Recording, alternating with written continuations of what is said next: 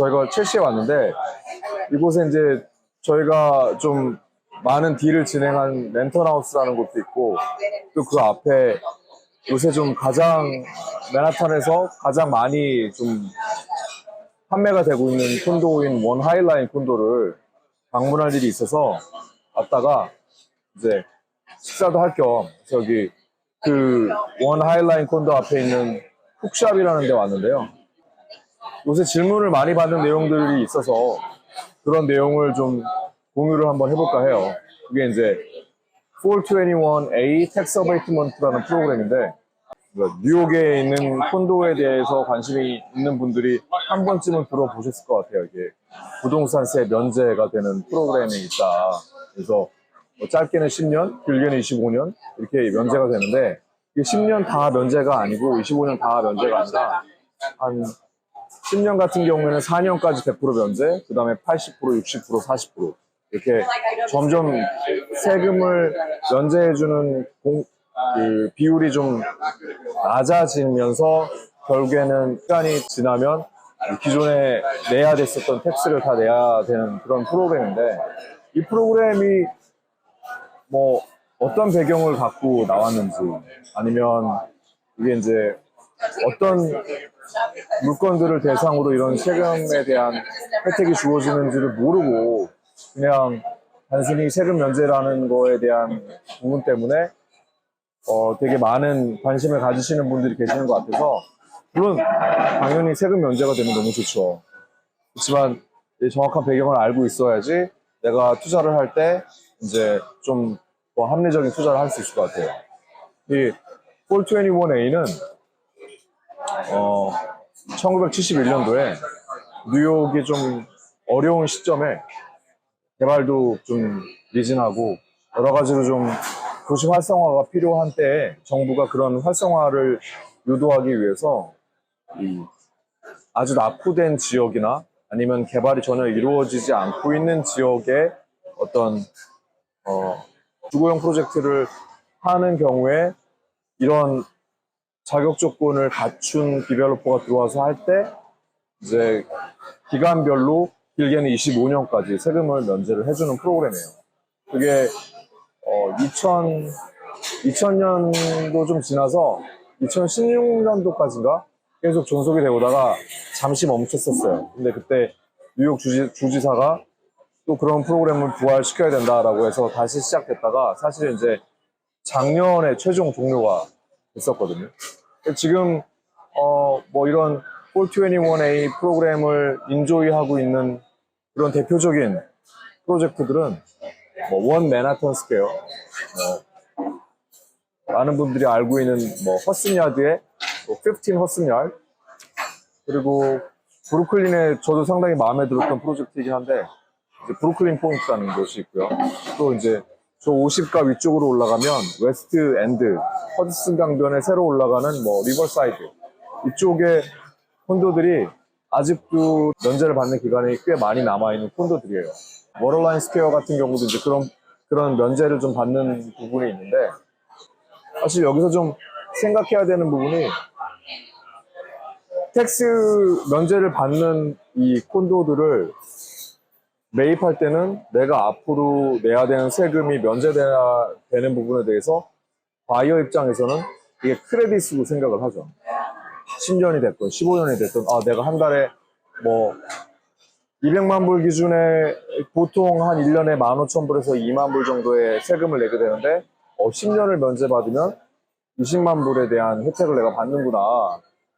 단순하게 이렇게 생각을 하실 수가 있는데 여기서 좀 생각해 하셔야 되는 부분이 이런 크레딧으로 인해서 이 개발자가 첫 분양을 할 때 그런 것들을 염두에 두고 가격에 적용을 시키는 거예요. 약간의 이제 프리미엄이 들어가는 거죠. 그래서 주변의 콘도들하고 비교했을 때 가격이 좀 높거나 그리고 아까 말씀드린 것처럼 이게 입지가 좀 낮은, 그러니까 좋지 않은 곳에 신규 콘도가 들어가다 보니까 주변에 컴페어 할 수 있는 정확한 콘도들은 없어요. 그러니까 당연히 주변에 이제 개발이 된 지 오래된 콘도들하고 비교하면 높죠. 그렇지만 텍스에 대한 혜택을 받는다는 부분, 그리고 이 지역에 올라간 아주 새로운 신규 콘도라는 거에 대한 프리미엄을 좀 지불을 하고 매입을 하시는 경우가 있죠. 이만큼 텍스가 줄어 들어가는 부분이니까. 근데 두 가지를 생각하셔야 되는데, 첫 번째는 가격이에요. 이게 내가 보유를 5년 혹은 10년, 15년을 하고 이거를 다시 재판매할 때, 매각할 때 이 매각하는 물건을 새로 사는 신규 바이어는 앞단에서 적용됐던 크레딧, 그러니까 이 텍스 면제가 점점 줄어들고 있고 좀 있으면 종료가 되는 부분에 대해서 당연히 좋아하지 않죠. 그러니까 그런 부분을 디스카운트를 하는 거예요. 그러니까 그렇기 때문에 이런 텍스 어베이트먼트를 가지고 있는 콘도 오너들은 텍스 면제 기간이 아주 많이 남아있을 때에 판매를 하거나 매각을 하거나 아니면은 좀 더 오래 보유를 해서 텍스에 대한 어떤 그런 면제 기간 다 종료가 된 후에 매각을 하거나 그런 경우가 있어요. 어중간하게 뭐 텍스 면제 기간이 3년밖에 안 남았는데 지금 판다. 그러면 사는 사람 입장에서는 본인은 현재 오너는 그런 프리미엄을 받아왔고 근데 이거를 본인이 샀던 가격보다 시장 상황보다 훨씬 높은 가격으로 팔려고 한다거나 아니면 시장 상황하고 같은 가격으로 판다고 하는 거는 납득이 잘 안 가는 거예요. 당신은 그만큼 프리미엄을 즐겼고 면제되는 금액을 즐겼는데 나는 이 현재 오너가 산 가격보다 이만큼 올려서 사는 거에 대해서 납득이 안 가요. 그래서 여기서 이제 조정이 일어나면서 면제 받았던 부분이 상당히 좀 적용이 돼서 가격이 책정이 되는 경우가 많아요. 그래서 그런 가격적인 앞에서는 프리미엄일 수 있지만 뒤에 가서는 디스카운트가 된다라는 것들을 고민을 하셔야 되고요. 그리고 이제 입지 아까 말씀드렸던 것처럼 이 텍스 어베이트먼트가 적용이 되는 곳들은 미개발, 저개발 혹은 낙후된 지역의 어떤 지역 활성화를 위해서 정부가 그런 거에 대한 크레딧을 텍스 면제를 주는 건데 주변이 나홀로 너무 좋은 콘도고 주변은 너무 낙후돼 있거나 아니면 나홀로 좋은 콘도인데 주변에는 뭐 이 정부에서 제공한 어포러블 하우징들이 잔뜩 몰려있는 그런 곳에 독야청청 콘도는 사실 주변이 좋아지기가 너무 어려워요. 특히 이제 기본적으로 낙후되어 있는 지역은 젠트리피케이션이 일어나면서 점점 이렇게 평준화가 되겠지만 이 어포러블 하우징들이 여기서 어포러블 하우징이 뭐냐면 정부에서 이제 맨하탄에서 부자만 살게 하면 안 되지 않느냐. 그래서 이제 어느 정도의 자격을 갖춘 저소득층, 미들 클래스 미만에 있는 분들한테 이제 그런 자격을 갖추면 조금 저렴한 가격으로 집을 살 수 있는 하우징들이 있어요. 내가 산 이 럭셔리 콘도가 주변이 어포러블 하우징으로 가득 차 있다라고 하면 이런 건물은 재개발되기도 어렵고 사회적인 어떤 동의도 있어야 되고 어떤 인식 자체가 다 올라와야 되는 거예요.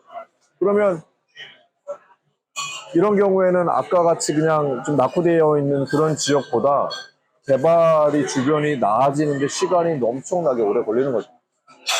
그러면 이제 이 물건을 재매각할 때 아까 얘기했던 그런 가격적인 부분이 프리미엄 디스카운트로 전환되는 부분 그리고 이 지역이 아직도 예전의 그 수준을 계속 유지하고 있다고 하면 결국에 재매각할 때 아주 좋지 않은 요소들로 작용을 할 수 있다는 거죠. 그렇지 않은 경우도 많아요. 뭐 정말 뭐 주변이 모두 다 같이 젠트리피케이션이 이렇게 일어나면서 그 프리미엄을 계속 가져갈 수 있는 지역도 있고 그렇지 못한 지역도 있고 그렇기 때문에 이런 텍스 어베이트먼트를 즐기는 프로젝트를 뭐 실거주용이거나 아니면 투자용으로 매입을 할 때는 그런 부분을 좀 고려를 해야 되는 게 맞다라고 보여져요.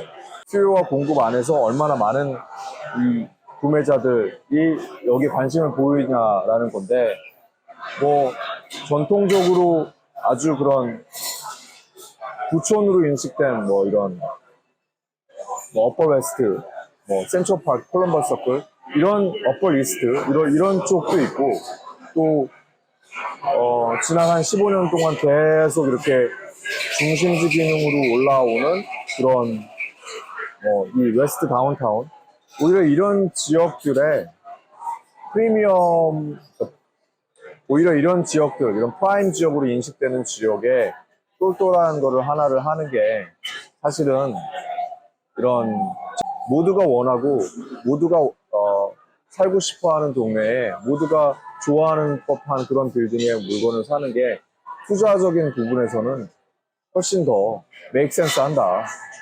저는 그렇게 생각을 해요. 오늘 아침에 기사 보니까 모기지 이자율이 8%도 갈 수 있다. 제가 그 9/11 금융위기 또 이번에 코로나를 겪으면서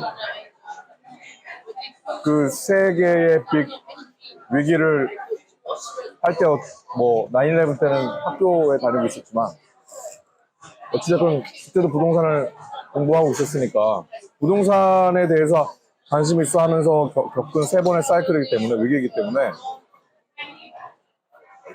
그때 받았던 저기는 어찌됐건 위기가 지나면 부동산은 반등한다는 거거든요. 근데 이번에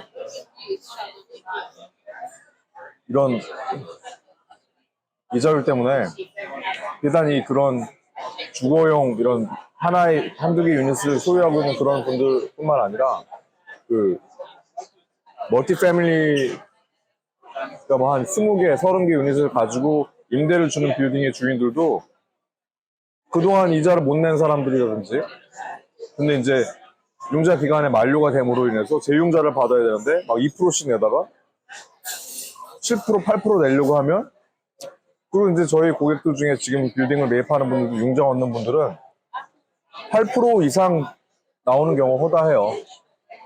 그러니까 얘기가 좀 다른 쪽으로 흘렀는데 이 지금같이 마켓이 되게 슈링 다운 되어 있을 때 사는 분들이 되게 이제 앞으로 좀 인조이를 하실 거다라는 그런 확신은 있어요. 근데 이제 어떤 물건을 어떻게 싸게 사느냐, 어떤 계획을 갖고 사느냐, 이게 중요한 거죠. 네. 고객들한테 누누이 말씀드리는 부분이기도 하지만, 부동산은 내가 사서 얼마나 잘 가꾸고, 좋은 곳에 사서, 좋은 테넌트를 드리고, 공시를 없애고, 잘 유지 보수하고 하는 게 너무나 중요한 요소이긴 하지만, 그 앞단에 제일 중요한 게 언제 사고, 언제 파느냐, 인 거라고 저는 생각해요. 2016년, 15년 이때 뭐 콘도를 사셨다거나 빌딩을 사신 분들이 계신데 그분들이 하나같이 하는 얘기가 그때 이후로 가격이 안 올랐다 이거예요. 아니 맨하탄 가격이 오른다고 해서 샀는데 왜 내가 지금 팔려고 내놓으면 내가 샀던 가격으로 내놔야지 팔리냐. 말이 안 된다. 근데 그게 아까 제가 말씀드렸던 내용이랑 일맥상통하는 거예요. 2016년이 주거시장에서는 특히 맨하탄에서는 피크였어요. 그때 막 2012, 13년도에 산 사람들이 막 3, 40만 불, 3, 40%씩 웃돈 주고 팔고 그런 때였기 때문에 그 이후에 어느 정도 시장이 소화시키는 기간이 필요했고 그게 반등하는 시점이 저는 2020년 초쯤 되지 않겠느냐라고 했는데 코로나가 터졌고 코로나가 터지면서 미국의 다른 집들은 다 올랐지만 맨하탄은 너도 나도 더 나가려고 했기 때문에 맨하탄은 오히려 떨어졌다고요. 그러니까 코로나를 맞은 상황에서 2022년도에 어느 정도 회복이 된다고 해서 사람들이 막 들어오고 임대료 막 오르는데 그때 또 페드에서 이자 막 올려버리니까 조금 오르다가 마른 거예요. 그래서 지금 이 어떤 그런 본인이 보유하고 있는 빌딩이나 콘도를 파시려고 하는 분들은 지금은 절대 파실 때는 아닌 것 같고 오히려 지금은 살 때죠. 그래서 지금 같이 가격이 소위 말하는 2016년대 가격으로 머물러 있는 상황에서 산다라는 거는 물론 어떤 물건을 어떤 목적으로 어떤 조건을 가지고 사는 거는 각각의 투자자가 현명하게 판단을 내려야 되는 부분이지만 큰 그림 안에서는 지금은 사야 되는 부분이 저는 맞다고 생각이 들고요. 우리 누누이 하는 얘기지만 2016년도에 우리가 뭐 30위가 K타운 가서 갈비탕 하나 시켜서 먹으면 12불, 13불이면 먹었잖아요. 근데 지금 가면 그것이 얼마예요? 23, 4불에 세금 내고 텍스 붙고 그건 이제 같은 포션 따라 올라가는 거니까 두 명이서 갈비탕 먹으면 60몇 불, 70불 가까이를 내고 나와야 돼요. 그런 것들을 작년에 가격이 올라서 사람들이 아 비싸서 갈비탕 어떻게 먹냐라고 했는데 지금도 K타운 가면은 점심시간에 자리가 없어요. 그러니까 그만큼 인식이 가격에 대한 이런 처음에 그런 반감들이 계속 이제 줄어왔고 근데 집값은 부동산 가격은 2016년도 그대로라고 하면 이게 이런 인식이 전환이 오고 임대료는 이렇게 올랐고 또 이자율이 앞으로 좀 누그러질 때 가격에 대한 조정이 일어나지 않는 게 더 이상한 거예요.